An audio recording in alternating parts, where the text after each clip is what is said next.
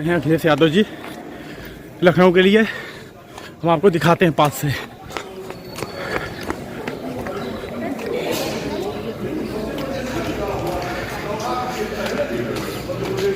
Sir थोड़ा सा please sir. दूसरे पड़े गए अखिलेश यादव और अब मध्य प्रदेश में लगातार उत्तर प्रदेश से सटे इलाकों में दौरे कर रहे हैं। 71 से ज़्यादा प्रत्याशी लड़ा रहे हैं। सबसे पहले बड़ा दिन दिखा रहे हैं कि सबसे ज़्यादा खटास आखिरकार खटास किसने पैदा की? राजनीति में बात का भरोसा होता है।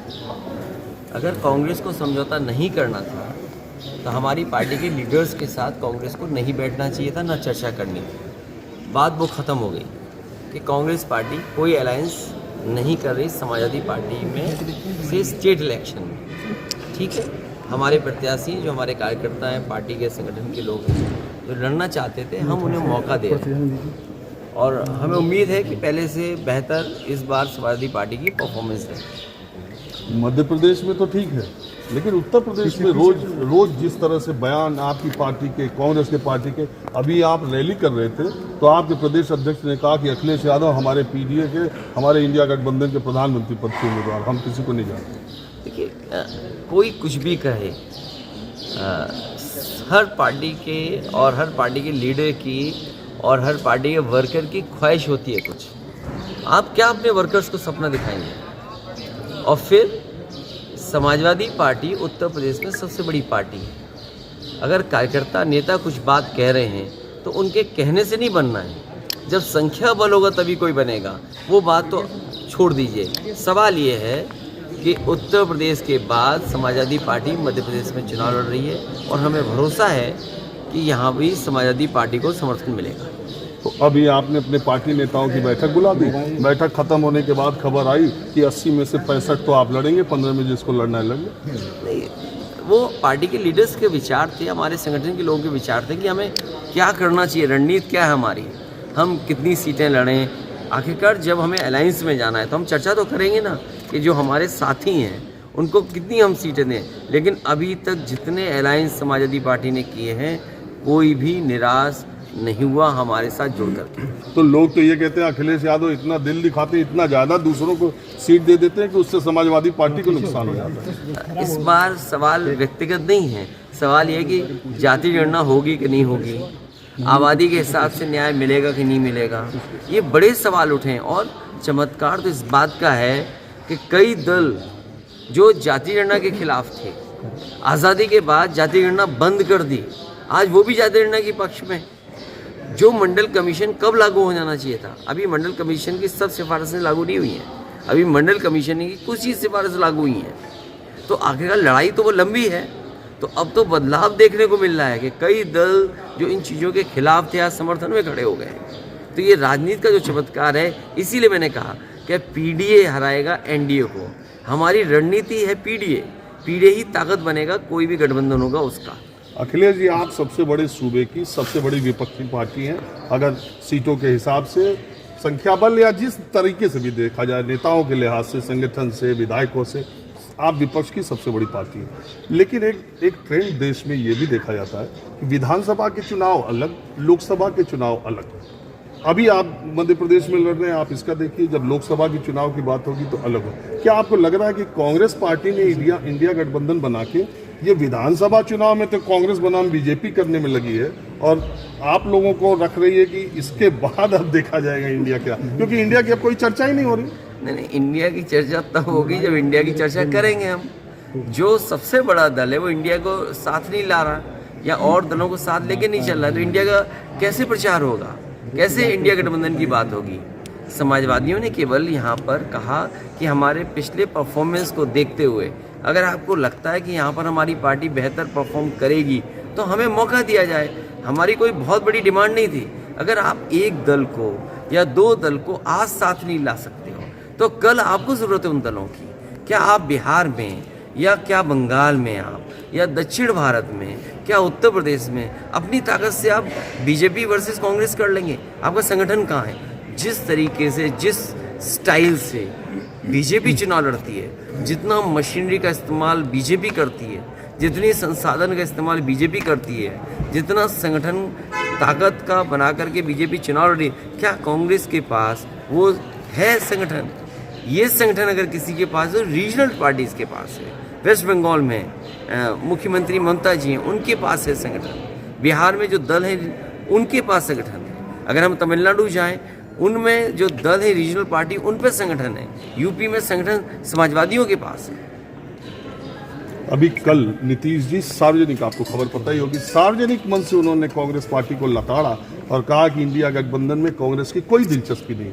तो ऐसे देश तो एक उम्मीद में देख रहा था कि अब दो ध्रुवीय चुनाव होगा, एक तरफ इंडिया एक तरफ इंडिया, लेकिन ये तो बनने से पहले ही लग रहा है कि अगर आदरणीय नीतीश कुमार जी ने कुछ कहा है तो आज का इंटरव्यू भी देखिए ना। मुख्यमंत्री कमलनाथ जी जो बनना चाहते हैं वो क्या कह रहे हैं? अगर इस तरह के इंटरव्यू दिए जाएंगे तो क्या फर्क है बीजेपी में, क्या फर्क है कांग्रेस में? इंटरव्यू की पहली लाइन देखिए ना आप, क्या है इंटरव्यू की पहली लाइन? अगर ये भाषा होगी तो इंडिया गठबंधन में किस बीच से बातचीत होगी? आप में और बीजेपी में क्या फर्क है फिर? अगर आपके इंटरव्यू की पहली लाइन ये होगी, राजीव गांधी ने ताला खुलवाया है, अगर इस तरह की चर्चा होगी, इस तरह की बात आप कहेंगे, श्रेय लेना चाहेंगे, तो आप कैसे और दलों को साथ लाएंगे? लड़ाई बड़ी कैसे करेंगे आप? अखिलेश जी, मुझे जो पता चला उसमें जो प्रदेश नेतृत्व था मध्य प्रदेश का, आपका दावा था कि एक विधायक आपके जीते थे 5 सीटों पे, आप दूसरी पे थे और आप ही भारतीय जनता पार्टी से हारे थे, लिहाजा 6 सीटें आपका दावा बनती है। तो प्रदेश नेतृत्व ने आपको भरोसा दिया था कि इस पर आपकी मांग पे, अभी पूरी बात तो हम नहीं कहते, लेकिन आपकी मांग पे हम विचार करेंगे। लेकिन मेरी जानकारी के मुताबिक राष्ट्रीय नेतृत्व ने कहा कि अखिलेश यादव को मध्य प्रदेश में शायद वहाँ जो CWC में बातचीत चली, CEC में उनके, उसमें ये हुआ कि बाद में देखा जाए। तो आपको लगता है कि ये टेस्ट कर रहे हैं, मजे से पत्थर में तालाब में कंकड़ फेंक करके? देखिए, मुझे टेस्ट करने की ज़रूरत नहीं है। मैं फील्ड में हूँ, मुझे तो काम करना है और मैं काम करूँगा। मान लीजिए यहाँ पर बिजावर में समाजवादी पार्टी के प्रत्याशी को हटा दिया, किसने हटा दिया? अगर ये परंपरा होगी, ये राजनीति का स्तर होगा और आप अलायंस भी करना चाहेंगे एक बात, तो किससे उम्मीद करोगे आप कि आपके साथ खड़ा होगा? आपकी पार्टी के तमाम नेताओं को उत्तर प्रदेश में कांग्रेस पार्टी अपनी तरफ ले आ रही है। आप अभी दौरे में रहे होंगे, तो एक बड़े नेता हैं रवि वर्मा, उन्होंने ऐलान कर दिया वो छोड़ के जा रहे हैं। बहुत दिनों से इस बात की चर्चा थी कि कब जाएंगे वो, अब चले गए तो अच्छी बात है, चले गए।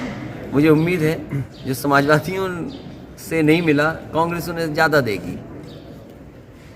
तो ये दोनों पार्टियों के खटास की भी, क्योंकि एक बात पहले चली कि विधानसभा चुनाव में प्रियंका गांधी फ्लाइट में मिली, बोले अब हमारे लोगों को ले जा रहे। देखिए, अब कौन क्या कह रहा है, नहीं कौन क्या कह रहा है, वो गलत थी, कोई बात नहीं हुई। देखिए, अगर बीजेपी की तरह कांग्रेस भी झूठ बोलने लगी तो फिर क्या करेंगे? तो तीसरा विकल्प तीसरी पार्टी होगी। खैर, जो जाने वाले उन्हें कोई नहीं रोक सकता है। समाजवादियों पे विकल्प है, समाजवादियों पे वहाँ गुंजाइश है, हमारे पे लीडरशिप है। तो अगर एक लीडर चला जा रहा है तो हमारे पास लीडर्स और गुंजाइश है। समाजवादियों को कहीं घबराने की जरूरत नहीं। समाजवादी पार्टी में तो अब आप सर्वे सर्वा, पूरी पार्टी आपके इर्द गिर्द चलती है, सारे फैसले भी आप लेते हैं। लोग ये जानना चाहते हैं, मैं भी ये जानना चाहता हूँ कि बतौर सूबे और देश की सबसे बड़े सूबे के सबसे प्रमुख चेहरे होने के, आपको इंडिया की संभावना लग रही है? दरवाजे बंद हो गए कि अभी कुछ खुले हैं, गुंजाइश बची है? देखिए, कोई दरवाज़ा राजनीति में बंद नहीं होता है और ये जिम्मेदारी उनकी भी है, बड़े दल की, जो इस गठबंधन को ख़त्म करना चाहते हैं। अगर गठबंधन बना है, और मैंने बहुत बड़ा देखा था, मैं दिमाग से बात उतर रही है, बेंगलोर में जो लिखा था यूनिटी को लेकर के, united we stand and divided we fall. आज डिवाइड कौन कर रहा है? अगर इतना बड़ा लिख करके एक बैनर बना जिसके आगे हम सब लीडर्स बैठे और खड़े हुए, यूनाइटेड वी स्टैंड, अगर यूनाइटेड वी स्टैंड तो डिवाइड कौन कर रहा है? ये सोचना पड़ेगा उन्हीं को जिन्होंने यूनाइटेड होने का नारा दिया। नहीं, कहा तो ये गया कि अखिलेश यादव ने भोपाल की रैली में, उनकी पार्टी ने कहा कि भोपाल की रैली इंडिया की करने की जरूरत नहीं है क्योंकि हमको पहले सीट दो। नहीं, मैंने कभी नहीं कहा। ये जिसने भी कहा वो आपको झूठ बोल रहा है और झूठ बोलने वाले ही यही बात कह सकते हैं। अच्छा, ये अरविंद केजरीवाल, अंतिम सवाल है, अरविंद केजरीवाल ईडी के संबंध पे भी जा नहीं रहे, ये कहना कि विरोधियों पर संबंध ईडी और सीबीआई कर रही है, और इलेक्शन के वक्त खासकर वैभव गहलोत को आप देख रहे हैं सब तरफ, तो विरोधी दल के नेताओं पर ये आरोप लग रहे हैं, तो ये इसको शील्ड के तौर पे इस्तेमाल कर रहे हैं? देखिए, इस चीज़ को हम लोग पहले से फेस कर रहे हैं। आदरणीय आजम खान साहब, उनकी फैमिली पूरी जेल में भेज दी, यही बीजेपी जो कर रही है आज, या अरविंद केजरीवाल या उनके तमाम जो साथी हैं उनके ऊपर ईडी सीबीआई तमाम तरह की जांचें चल रही हैं। ये तरीका बहुत पुराना है, एक ज़माने में कांग्रेस भी इस्तेमाल ये करती थी। इसी प्रदेश में कभी आज बीजेपी में कभी उनके परिवार पे भी इस तरह के जांच दबाव किया गया था, वो कांग्रेस में चले गए। आज कांग्रेस नहीं है सत्ता में, आज बीजेपी है, उन संस्थाओं को वो इस्तेमाल कर रही है। तो देश में ये सब जानते हैं, जो दिल्ली में रहता है वो अपनी ताकत का इस्तेमाल करता है। उन्होंने इस्तेमाल की थी, दिल्ली से वो बाहर हो गए। आज बीजेपी इस्तेमाल कर रही है, समय आएगा बीजेपी भी दिल्ली से बाहर होगी। चलिए आप रुके, बाकी अच्छी लोग बोल सकते हैं। Thank you so much. कहाँ जा रहे हो? सर जी कहाँ कराए इधर आओ, कहाँ कराए? सर जी यहीं आए, पता चला आप आगे, हमने कहा था सब नहीं, ये कांग्रेस ने डिनाई किया। सर जी, रेखा यादव के बारे में क्या कहेंगे? मैं कुछ नहीं कहूँगा, तुम मुझे बताओ कि कौन ले गया उन्हें। पता नहीं, हमें नहीं सर, हम भी तो इसी उन्हीं को ढूंढ रहे हैं, कौन ले गया। हमें कुछ नहीं पता, हमें तो ये पता है कि हमारी पार्टी से वो छोड़ के चली गई। कुछ अब ले कौन गया ये नहीं पता, और क्या शर्त पे गई है वो ये नहीं पता। कोई तो वजह होगा जाने का। मैं खुद ही ढूंढ रहा हूँ, जानना चाहता हूँ। मनोज यादव का टिकट कैंसिल करके उनको दिया गया था, और 2 दिन प्रचार करने के बाद वो छोड़ के चली गई, ऐसा क्यों किया उन्होंने? ये मध्य प्रदेश के लोगों के लिए नई पहेली नहीं है जी। याद कीजिए, कांग्रेस की सरकार थी, बीजेपी के बनाने के लिए, और बीजेपी ने कितने विधायकों को किस दाम में लिया, कैसे क्या किया, वो आप लोग जानते हो। अगर हमारी पार्टी का प्रत्याशी हमारे दल को छोड़ के गया तो लाभ किसको मिला है? जिसको लाभ मिल रहा है उसी ने लाभ पहुंचाया है उधर। सर, क्या आपको लगता है कि उन्होंने, क्योंकि लोगों का आरोप है कि वो पैसे लेकर मैं ये नहीं जानता हूँ, मुझे ये नहीं पता है, लेकिन मुझे ये पता है कि जिसको लाभ मिलेगा उनके ना लड़ने से, उसी ने लाभ पहुंचाया होगा।